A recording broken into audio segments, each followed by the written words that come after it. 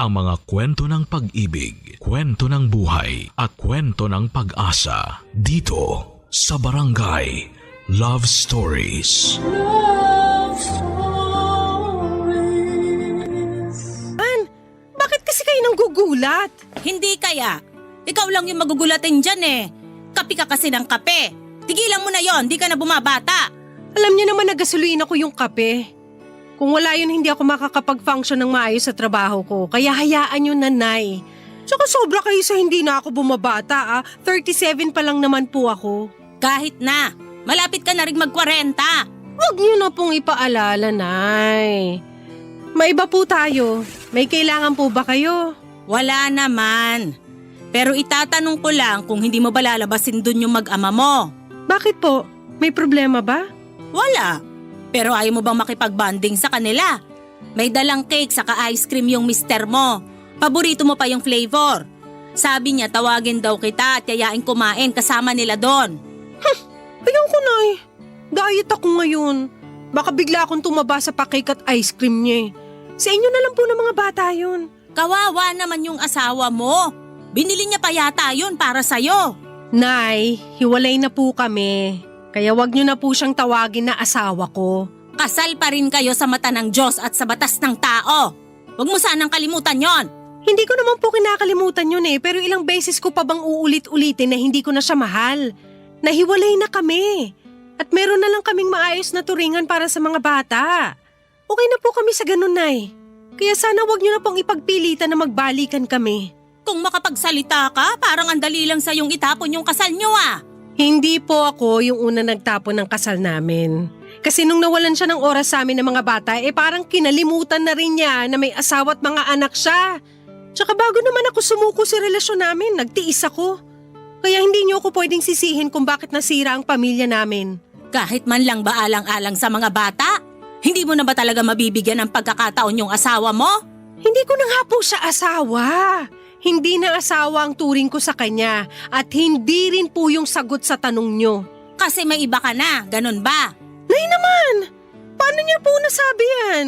Kakaiba yung ngiti mo dyan sa cellphone mo Pagkalapad-lapad na kulang na lang mapunit yung pisngi mo. Tapos kinikilig ka pa, nakala mo dalaga ka pa. Ano naman pong masama kung ngumiti ako sa kakiligin? Pangdalaga lang po ba yun? Oo, kaya dapat umasal ka ng naaayon sa edad mo. Nay naman bakit ba hindi na lang kayo maging masaya para sa akin? Sakaling nga meron na akong iba. Paano ako magiging masaya? Kakahiwalay niyo pa lang ng asawa mo tapos may iba ka na kagad. Ano na lang isipin ng mga tao, ha? Nanangaliwa ka? Hay, Imelda naman. Pambihira. Pati ba naman yung iisipin ng iba problema niyo pa? Marami na nga tayong problema. Huwag mo kong sagutin ng ganyan. Ang akin lang, umayos ka nga. Baka nakakalimutan mo di ka na dalaga. May mga anak ka na. Ngayon, kung ayaw mo na sa asawa mo, huwag ka naman munang maghanap ng iba. Intindihin mo muna yung mga anak mo kasi kailangan ka nila. Kita mo yung panganay mo? Laging hinahanap sa akin yung daddy nila. Hindi ko naman masagot ng derechahan at sabihin hiwalay na kayong mag-asawa kasi paano ko naman sasabihin yon? Sige nga. Inuunti-unti ko naman pong ipaliwanag sa mga anak ko yung sitwasyon. Pero bigyan niyo po ako ng time, Nay. Salamat po kasi na-appreciate ko yung pagtingin-tingin niyo sa mga anak ko. Kailangan naman pabayaan ko yung mga bata, apo ko rin sila. Ayun na nga, Nay. Thank you po talaga kasi nandyan kayo. Ay, walang anuman. Pero ayus-ayusin mo nga yung buhay mo. Tigilan mo yung kaka-cellphone mo at lumabas ka doon para makipag-banding sa pamilya mo. Kahit hiwalay na kayong mag-asawa, kailangan pa rin maramdaman ng mga anak nyo na meron silang mga magulang. Sige po, Nay. Lalabas na po. Hiwalay na kami ng ex-husband ko. Ako ang nawala ng gana kasi wala na siyang panahon sa amin ng mga anak niya. Bank manager ang dati kong asawa at katulad ko ay sub-sub din siya sa trabaho. Kaya lang ay nasobrahan naman siya dahil halos doon na siya tumira sa opisina nila. At kahit weekend o holiday ay inuuwi niya sa bahay ang trabaho niya. Siyempre babae ako. May pangangailangan ako sa asawa ko pero hindi na niya maibigay dahil lagi siyang pagod at walang gana. Nung una ay pinagpapasensyahan ko siya at inuunawa. Pero habang tumatagal, ay unti-unti na ako nawawala ng pagmamahal sa kanya. Ganon pala yon kapag ikaw na lang yung laging umiintindi, no? Darating yung punto na magsasawa ka na lamang at mapapagod. Kaya naman sinabi ko sa kanya na gusto ko nang makipaghiwalay. Tutol siya at sinabi niyang ayusin namin ang aming relasyon. Dahil nga kasal kami pero ako na rin yung kusang umayaw, Papa Dudut. Ang totoo ay meron na akong nagugustuhan sa opisina namin. At yon ay ang katrabaho kong si Darwin na mas bata sa akin ng 10 taon. Ako ang nag-interview sa kanya noong nag-apply siya sa opisina namin bilang accounting assistant. 4 na taon pa lang siya sa trabaho pero kinakikitaan na agad siya ng mga big boss ng angking galing. Sa mga ginagawa niya kaya naman hindi katakataka na paborito siya at na-promote pa. Ako ang nag-aasikaso ng promotion at evaluation ni Darwin. At alam ko sa puso ko na deserving siya kasi masipag naman siyang empleyado. Bukod doon ay mabait din siya at gwapo. Hindi ko na lamang namalaya na pasimple na pala akong kinigili. Kapag giningitian niya ako o di kaya ay binabate sa tuwing magkakasalubong kami sa hallway. Pakiramdam ko noon ay bumalik ako sa pagiging dalaga, Papa Dudut.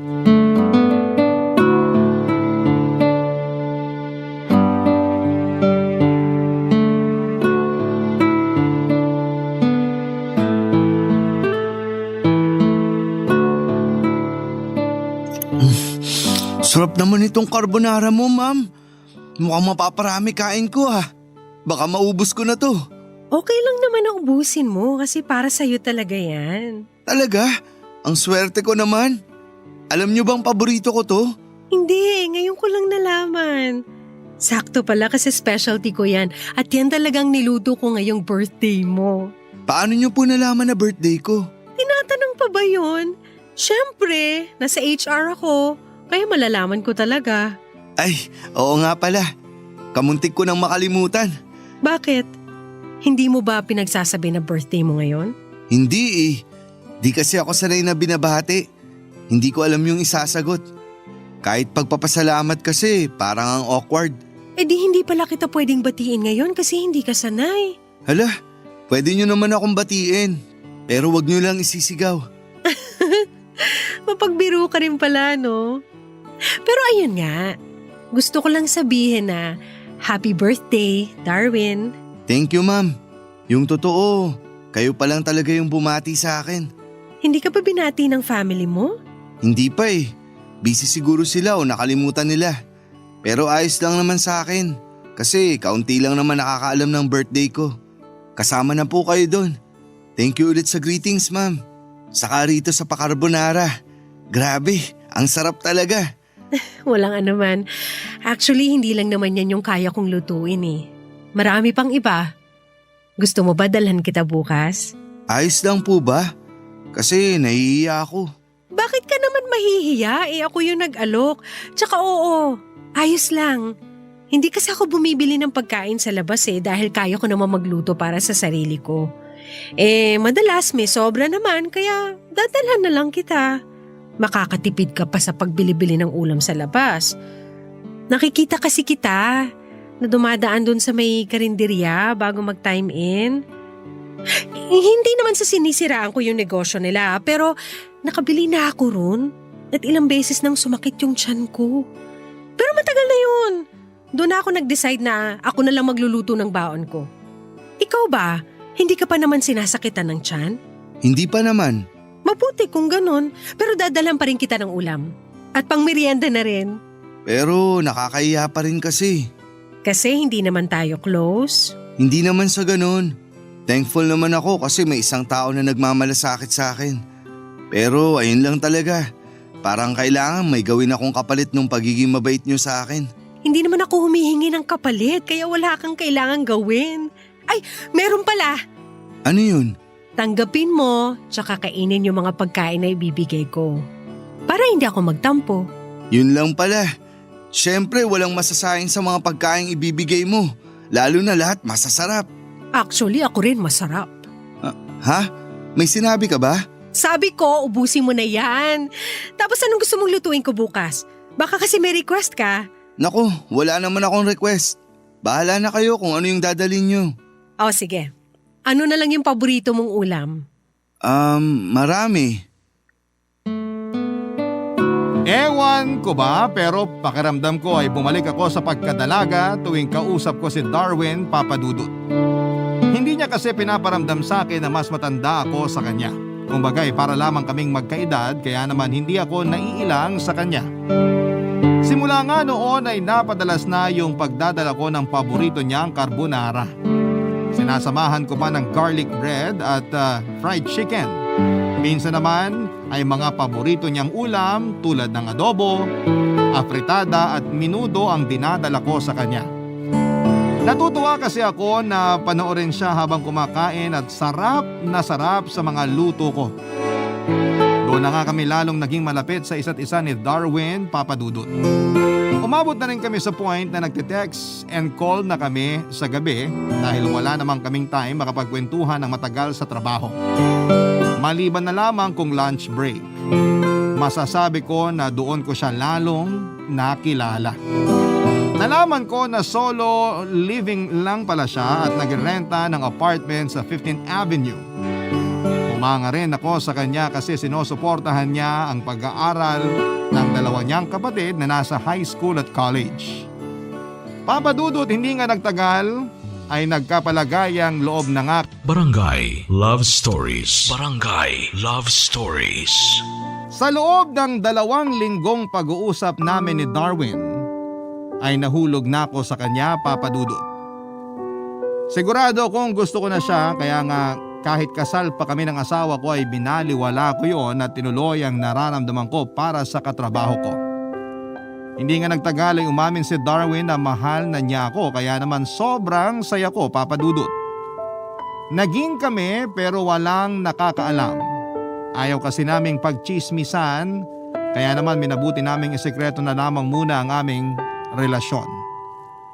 Bagaman marami na rin talaga sa mga katrabaho namin ang nakakapansin ng closeness namin at napansin din nila na hindi na ako tinatawag na ma'am ni Darwin pero wala namang makapagbigay ng opinyon dahil wala rin kaming kinokumpirma. Masaya naman kami ni Darwin kahit kami lang muna ang nakakaalam ng aming relasyon. Ay kapag wala na kami sa trabaho ay nagagawa na namin ang gusto naming gawin.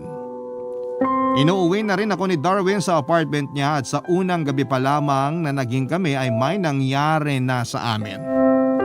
Na-miss ko talaga yung pakiramdam na may humahalik at yumayakap sa akin kaya masasabi kong na-enjoy namin ang husto yung gabing yon, Papadudot.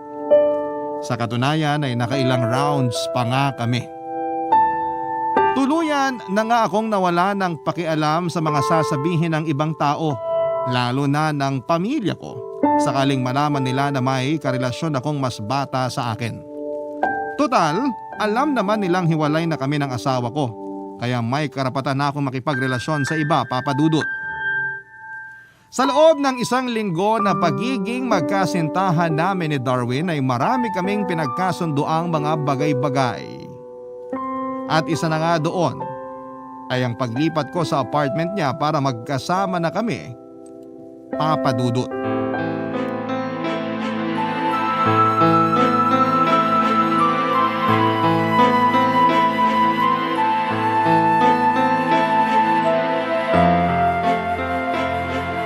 Hoy Imelda!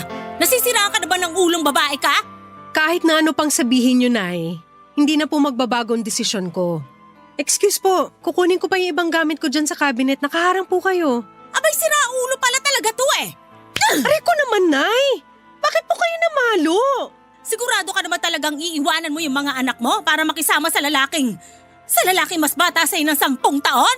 Sigurado na po ako na gusto kong tumira kasama si Darwin. Tsaka wala naman pong problema kung mas bata sa akin si Darwin ng 10 taon. Nagmamahalan po kami, Nay. Sana po maintindihan niyo yun.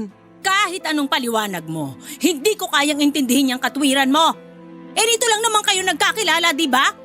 Matagal na kami magkakilala ni Darwin pero ngayon lang kami naging close. Hindi naman namin kasalanan kung nagkagustuhan kami at ngayon gusto na naming magsama sa iisang bubong. Nagmamahalan kami, Nay. Huwag niyo naman pong ipagkait sa akin yung karapatan kong mahalin at magmahal ulit. Wala akong pinagkakait sa'yo, Imelda. Hindi lang ako makapaniwala na iiwanan mong mga anak mo para lang sa lalaking yon. Hindi ko naman po tatalikuran ng pagiging nanay ko sa mga anak ko, kaya wag na po kayong mag-alala. Magsusustento pa rin ako. Pati kayo, bibigyan ko ng pera para sa pag-aalaga ng mga apo nyo. Dadalawin ko rin po kayo rito tuwing Sabado at Linggo. Wala pong magbabago sa atin, Nay. Ano ba yung pinagsasasabi mo? Paano walang magbabago aalis ka nga? Saka lagi kang hinahanap ng bunso mo tuwing gabi na kaya po sa'yo yon pag matutulog na kayo tapos biglang iiwanan mo lang? Anong klaseng pag-iisip ba yan, ha? Hindi kita pinalaki para maging pabayang ina. Hindi po ba kayo nakikinig? Hindi ko naman po pababayaan yung mga anak ko. Ako pa rin yung mami nila, Nay. Kaya wag nga kayong OA dyan. Excuse me na nga po, kukunin ko po yung damit ko, sabi. Hay, ewan ko sa yung babae ka. Ang tanda-tanda mo na pero parang di ka nag-iisip. Una, nakipaghiwalay ka dun sa asawa mo tapos ngayon, sasama ka naman sa lalaking mas bata sa'yo? Mahiya ka naman! Wala po kaming ginagawang masama, kaya bakit kami mahihiya? Single si Darwin, hiwalay na kami ng asawa ko. Hindi na nga kami nagsasama sa isang bubong. Ngayon kung iniisip niyo yung sasabihin ng iba, problema niyo na po yun, Nay. Masyado kasi kayong affected sa opinyon ng ibang tao. Bakit di niyo ko gayahin? Walang pakialam sa sasabihin ng iba. Kaya ganyan ka mag-isip eh. Wala kang takot kasi sarili mo lang iniisip mo. Kung yan ang paniniwala niyo, wala na ako magagawa. Basta sinasabi ko sa inyo, wala kaming ginagawang masama ni Darwin. Nagmamahalan lang kami. Ni wala nga kaming inaapakang tao kaya huwag kayong magalit sa amin ng ganyan. Marami nga dyan, kabit at pabayang magulang sa mga anak nila. Doon kayo sa kanila magalit. Hay, ewan ko sa'yo. Sana hindi mo pagsisihan yung desisyon mo. Matanda na po ako. Alam ko na yung ginagawa ko. At kapag nakapagdesisyon na ako, wala na pong atrasan yon. Kilala niyo naman ako. Siguradong sigurado po ako. Kahit kailan talaga napakatigas ng ulo mong babae ka. Nanay mo ko pero hindi ako manalo-nalo sa'yo. Sorry, Nay. Nagpalaki kasi kayo ng anak na palaban. Pinagsasasabi mo dyan. Palaban? Pati ako nilalabanan mo? Ay, yan naman po yung hindi totoo, Nay. Hindi raw. Kita mo nga kung sagot-sagutin mo ako, akala mo di ka nang galing sa matris ko? Sumasakit ulo ko sa'yo! Kahit na ano pang sabihin ng nanay ko ay hindi na niya mababago ang desisyon kong tumira kasama si Darwin. Aaminin kong naging bingi ako sa pangaral niya at mas lalong hindi ko pinansin ng iyak at tampo sa akin ng mga anak ko matapos kong sabihin sa kanila na iiwan ko muna sila sa lola nila. Hindi ko naman kalilimutan ang pagiging nanay ko sa kanila. Pero may pangangailangan din naman ako na hindi nila kayang ibigay. Mas lalo na ng tatay nila. At nung nahanap ko ngayon kay Darwin ay hindi ko na yon palalagpasin pa. Kaya naman tinuloy ko pa rin ang pagtira kasama si Darwin sa apartment niya at nagsimula kami ng bagong buhay na magkasama, Papa Dudut. Galit na galit sa akin ang dati kong asawa nang malaman niyang may kinakasama na ako. Pero wala na rin namang nagawa ang galit niyang yon kasi desidido na akong ayoko nang makipagbalikan pa sa kanya. Sinabihan ko pa nga siya na kung gusto niyang humanap ng iba para patas na kami ay gawin na niya. Kasi hindi ko naman siya pipigilan pero alam ko na mas mahal niya ang trabaho niya. Kaya dapat nung una pa lamang ay yun na lang ang pinakasalan niya. Sa huli ay napagkasunduan naming magsusustento na lamang siya sa mga anak namin. Hindi ko pa rin naman siya tinanggalan ng karapatan sa mga bata. Pwede pa rin siyang makipagkita sa mga anak ko, hiramin para ilabas pero dapat ay magpapaalam.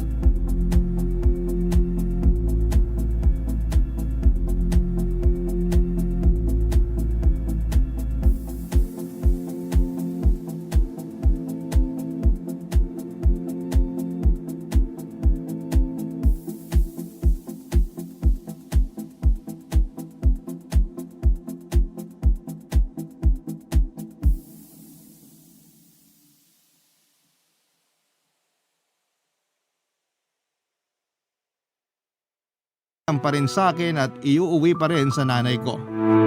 Mabilis na lumipas ang 4 na buwan ng pagiging magkasintahan at live-in partner namin ni Darwin, Papa Dudut. Masasabi ko na totoo yung doon mo pa lamang mas makikilala ang isang tao kapag nagsama na kayo sa iisang bubong. Simula kasi noong magkasama na kaming tumira ay nakita ko na ang iba niyang ugali. Makalat siya sa bahay at mahilig siyang mag-online games. Tapos mainipin din siya kapag lumalabas kami, kaya ayoko na siyang kasama kahit sa simpleng pag-grocery. Pero inisip ko na wala namang taong pinanganak na perpekto. Kahit nga ako ay may kapintasan din. At tinanggap yun ni Darwin, kaya ano ba naman yung tanggapin ko rin ang sa kanya. Kaya lang Papa Dudut ay parang sumobra na siya noong napansin ko ang pagiging babaero niya kahit kami pa, Papa Dudut.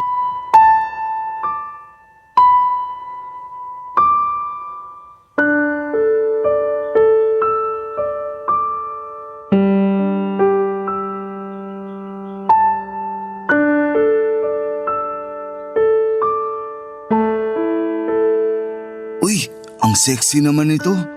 Teka, pusuan ko nga. Sinong pupusuan mo dyan? Ano ka ba naman, Imelda?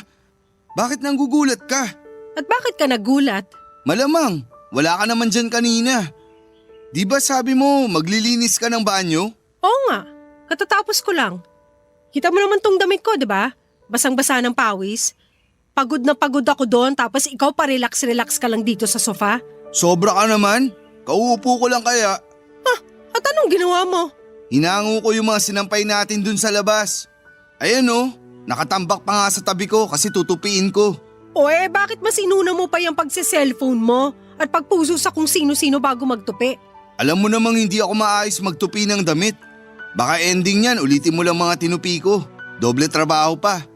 Saka grabe ka naman makapagsalita. Wala kaya akong pinupusuan na kung sino-sino. Wala raw. Nakikita ko kaya yung mga babae na pinupusuan mo sa Facebook. Paano mo nakikita? Paano ko nakikita? Makikita ko talaga kasi nakapublic yung mga picture ng mga babaeng yun. Tapos nagugulat na lang ako, nakapuso ka na ron. Wala naman sigurong masama na humanga. Wala nga masama pero sana naisip mo ko. Saan ba papunta yung usapan na to? Di saan pa ba? Sa dapat nating tumbukin. Hindi mo na naisip ko anong mararamdaman ko? Siguro nga baka nag-uusap na kayo ng mga babaeng yun sa private message nang hindi ko nalalaman eh. Aminin mo na! Hoy Imelda, wala akong ginagawang masama ah. Wala akong kausap na kung sino. Talaga lang ah. Kung ayaw mong maniwala, edi wag. Hindi kita pinipilit. Pero sinasabi ko sa'yo na malinis ang konsensya ko. Saka paano ko yung gagawin, isyota kita. Hindi ako ganun kagago. Dapat lang kasi ayoko sa lahat yung niloloko ko. Tsaka wag mo na rin subukan magloko. Kasi kahit anong tago mo ay malalaman ko pa rin yan. Kilala mo naman ako, Darwin. Tinatakot mo ba ako? Hindi, pero sinasabi ko lang yung totoo. Tinatakot mo ako eh. Akala mo siguro matatakot mo ako. Pwes mali ka. Baka nakakalimutan mo na ako pa rin ang lalaki sa relasyon na to. Hindi ko nakakalimutan pero ipapaalala ko lang sa'yo na wag mo akong susubukan. Alam mo, gutom lang yan. Nagmerienda naman tayo kanina. Bakit ganyan ka umasta? Para kang baliw. Baliw na akong baliw! Pero masisisi mo ba ako kung bakit ako nagkakaganito? Bakit ka nga kasi nagkakaganyan? Tinatanong mo pa talaga? Siyempre! Natatakot ako na baka ipagpalit mo lang ako basta-basta. At bakit ko naman gagawin yun? Sige nga. Hindi ko rin alam. Oh, kita mo na? Praning ka lang. Dinamay mo pa ako sa kapraningan mo. Ewan ko sa'yo. O, saan ka pupunta? Diyan sa labas, magyoyosi. Nakakapikon ka eh. Mabuti pa, tupiin mo na yung damit natin. Tapos magluto ka na rin ng hapunan natin. Gusto ko pagkaubos ng yosi ko, kakain na tayo ah. Sobra ka na talaga ah. Ano palagay mo sa akin? Katulong mo? Bakit, may angal ka? Wala! Yun naman pala eh. Parang ewan.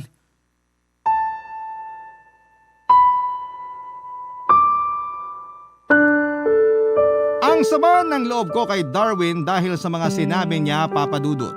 Ni hindi man lamang siya nagpreno ng bibig na para bang wala kaming pinagsamahan kung makapagsalita siya sa akin ng ganon.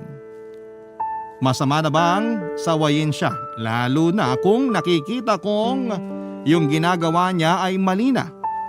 Hindi ko intensyon na maramdaman niyang ginagamit ko yung pagiging mas matanda ko sa kanya. Pero syempre babae ako at nagsiselos din, kaya nga noong gabing yon, magkatalikod kaming natulog ni Darwin at kinabukasan ay umuwi ako sa amin. Dahil Sabado naman at wala kaming pasok. Nagsabi ako kay Darwin na sa bahay ako ng nanay ko matutulog pero sinin lamang niya ang chat ko. Doon na mas lalong sumama ang loob ko sa kanya, Papa Dudut.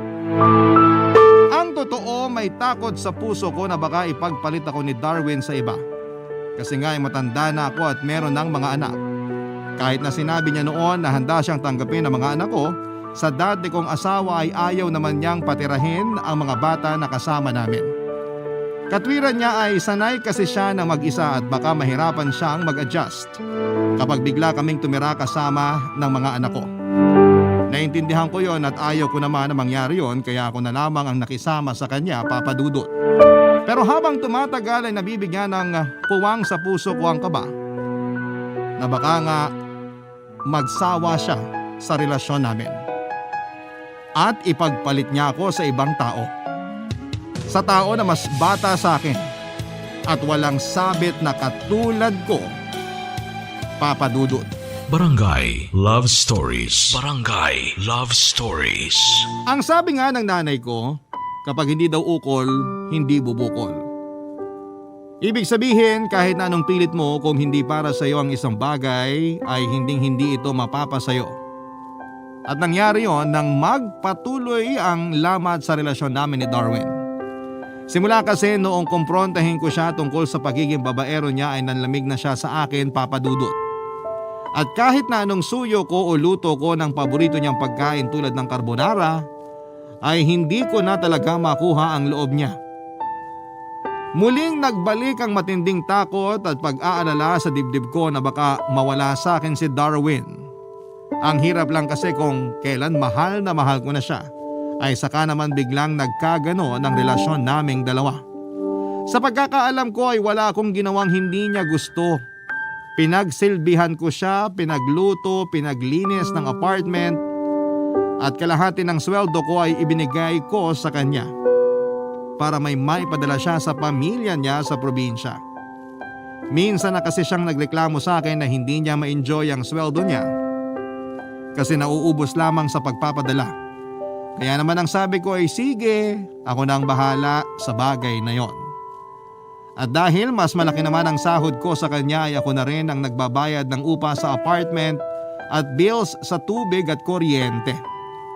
Share naman kami sa pagkain pero mas malaki ang ambag ko. Bukod doon ay binilhan ko rin siya ng mga mamahaling regalo katulad ng pangarap niyang sapatos at relos. Pero kahit ibigay mo na pala ang lahat sa isang tao ay hindi pa rin yon magiging sapat sa kanya kapag nawala na ang pagmamahal niya para sa iyo. At napatunayan ko ngayon, nang isang umaga ay may ipinagtapat sa akin si Darwin, Papa Dudut.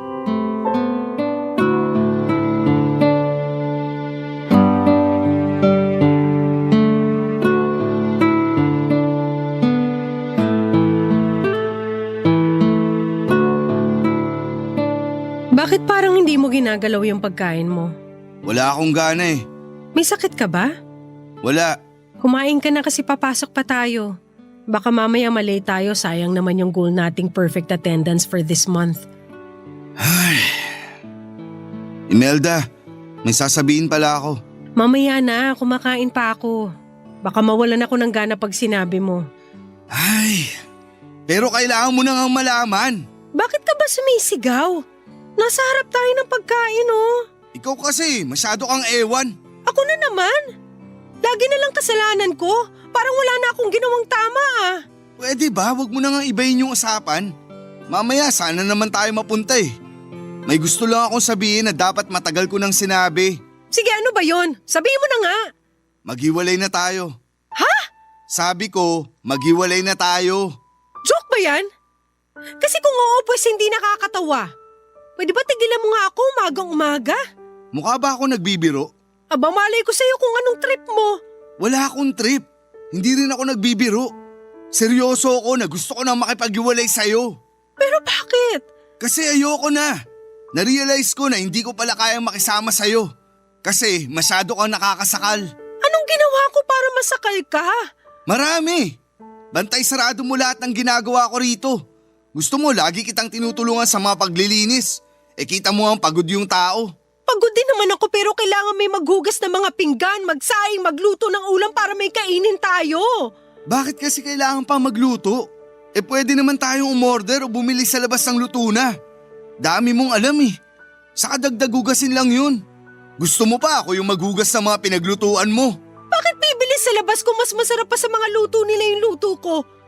Tsaka nakikipaghiwalay ka ba kasi ayaw mo maghugas ng mga pinggan? Hindi lang naman yun. Marami pang iba. Diba? Sabi ko nga sa'yo nakakasakal ka. Di sige. Sabihin mo ano ba yung ibang yun?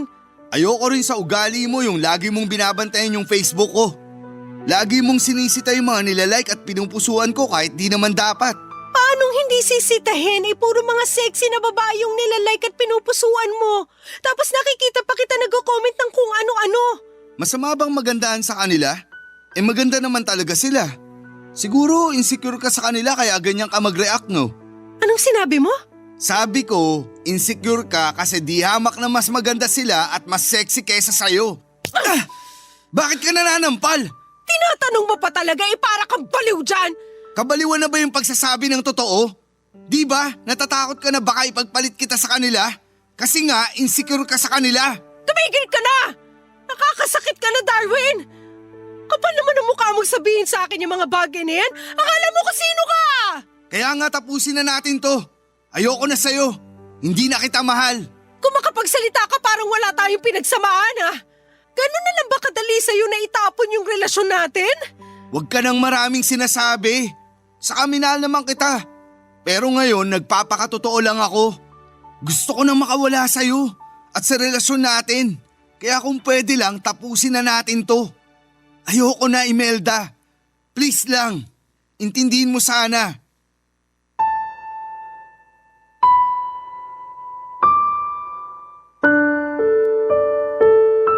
Nung una ay gusto kong sampalin ang sarili ko para magising ako sakaling nananaginip man ako.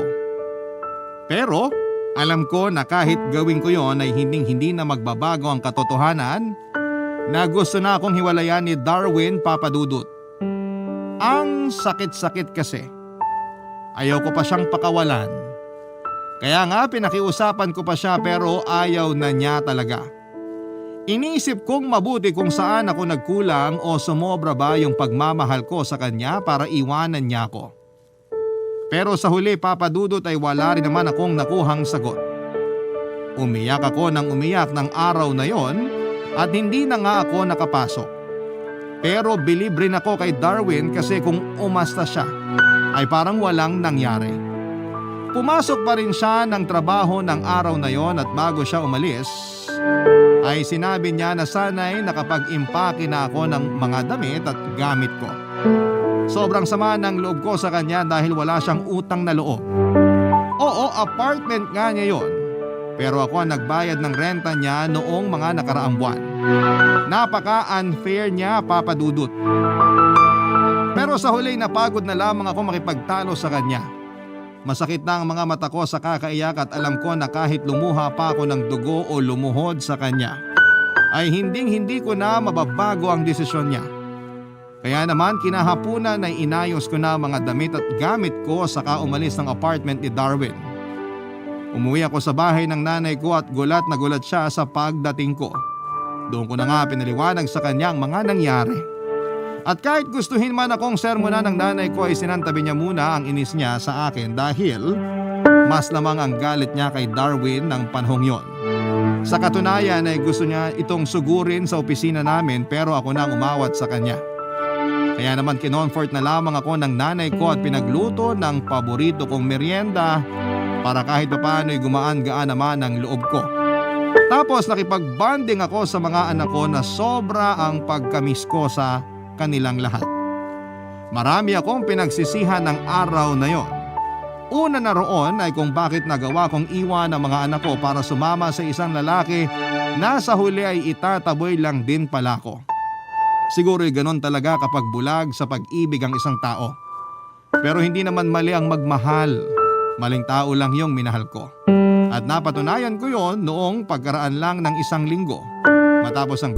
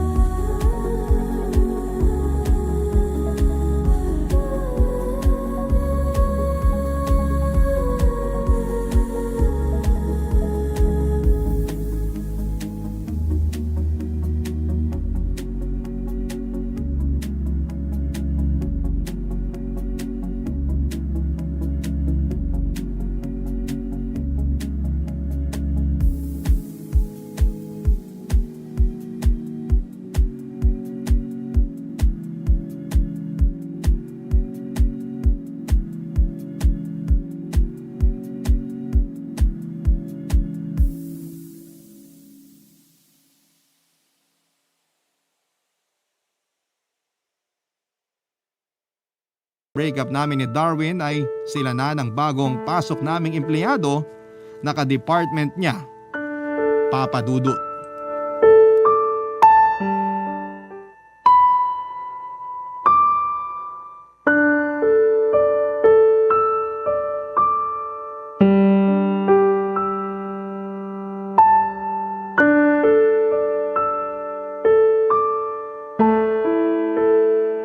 Ang kapal na mukha niya, Nay. Paano niya nagawa sa akin yun? Ikaw na yung may sabi, makapalang mukha niya. 1 linggo pa lang kaming hiwalay pero nakahanap na siya ng iba. Ganun ba ako kadaling palitan? Sabihin niyo nga, Nay, para malaman ko. Siyempre hindi. Siraulo lang talaga yung lalaki na yon. Masyadong malandi. Alam mo, tingin ko kaya yun nakipaghiwalay sa'yo kasi may iba na yung pinopormahan. O tapos, ayan, may bago na agad girlfriend. Hindi ko lang po matanggap kasi minahal ko siya. Hanggang ngayon, mahal na mahal ko pa rin siya. Pero bakit parang andali naman niyang kalimutan yung pinagsamahan namin? Ay, nak, kung ako sa'yo, hayaan mo na lang sila. Kung doon sila masaya, edi bahala sila. Buti nga yung ngayon palang nalaman mo na yung tunay na kulay ng lalaking yon. Halata naman na ginamit ka lang niya at pinerahan. Kilala niyo ako. Mabait akong tao. Mapagbigay ako at kahit kailan hindi ako nagbilang. Ang gusto ko lang naman ay mahalin niya ako. Maging tapat siya sa relasyon namin at i-assure niya ako. Pero hindi po yun ang ginawa niya, Nay. Tapos ngayon parang napakawalang respeto niya kasi may iba na agad siya. Hindi mo naman mapipigilan yung lalaking yun na humanap ng iba eh. Kasi kung totoong mahal ka niya, di niya yun gagawin sa'yo. Saka may mali ka rin kasi masyado mong binigay sa kanya ang lahat. Biruin mo, sinagot mo pagbabayad ng apartment niya, pati pagpapadala sa pamilya niya dun sa Iloilo ka mo. Tapos dami mo ring biniling mamahaling gamit sa kanya, pero hindi ka pa rin niya pinahalagahan. Kung hindi ba naman talaga makapalang mukha nun at malandi? Hindi ko na po naisip yung mga bagay na yon kasi nga mahal ko siya. Opo, mali rin ako kasi akala ko pag binigay ko sa kanya yung mga bagay na gusto niya, pag naging mas mabait at maunawain ako, hindi niya ako iiwan. Pero lahat ng yun wala rin palang kasiguraduhan. Iniwan niya pa rin ako at pinagpalit sa iba. Yung mas bata at mas sexy sa akin. Sabi niya hindi raw siya ganong klaseng lalaki. Pero tignan mo naman ngayon yung ginawa niya sa akin. Bakit? Maganda naman ako ah. Sexy rin naman ako, di ba, Nay? Oo naman. Kaya nga wag mong hayaan na mabaliw ka lang nang dahil sa Darwin na yon. Ano, sila lang masaya tapos ikaw luhaan dyan? Aba, hindi kita pinanganak sa mundo at pinalaki para maging talunan. Pero hindi ko pa po kaya lalo na pag nakikita ko sila naglalandian sa opisina namin. Nasasaktan po ako. Naiinggit po ako sa kanila, Nay. Ako sana yung babaeng kasama niya at hindi iba. Hindi mo nga pwedeng pilitin yung tao kung ayaw na niya sa'yo. Kailangan mo na lang tanggapin yon, tapos mag-move on ka na. Tungkol naman dyan sa sinasabi mong di mo sila kayang nakikitang naglalandian sa opisina nyo, aba, edi memohan mo. Di ba bawal magharutan kapag oras ng trabaho? Kapag nakita mo, pagawan mo agad ang incident report. Ano pat HR manager ka kung di mo gagamitin yung posisyon mo? Nay naman eh. Alam niyo namang hindi ako ganong klaseng tao. Ay kahit na, makaganti ka man lamang sa kanila. What if mag-resign na lang po kaya ako? Ano? Gaga ka ba? Siguro nga po kasi ang sakit-sakit po talaga. Parang binibiyak yung puso ko. Hindi po ako makahinga tapos parang naduduwal ako. Naduduwal ka? Baka naman buntis ka, ha? Nay naman eh. Hindi po ako buntis. Siguraduhin mo lang, kasi ayoko magkaapo sa tukmul na yon. Pero naisip ko, sana nabuntis na lang niya ako para wala na siyang rasong hiwalayan ako. Abay, gaga ka nga talaga. Gaga na po kung gaga pero mahal ko nga po kasi, Nay. Kahit mahalin mo pa ng todo-todo yung lalaking yan, pag di siya marunong makontento sa'yo, panigurado, kahit may anak na kayo, hahanap pa rin niya ng iba. Kaya pwede ba, wag mo na ngang pangarapin na mabuntis ka niya? Sorry na po. Wag na kayo manggigil. Sa'yo ako mas nanggigigil eh. Umayos-ayos ka nga, Imelda. Naturingan kang graduate ng college at HR manager pero kung umasal ka, daig mo pa yung alagaing bata. Umakto ka nga sa edad mo, lintik ka. Tama ang sinabi ni Nanay na para akong batang umasta ng mga panahon na yon. Pero kapag nasaktan tayo kahit na matanda na tayo ay iiyak pa rin tayo.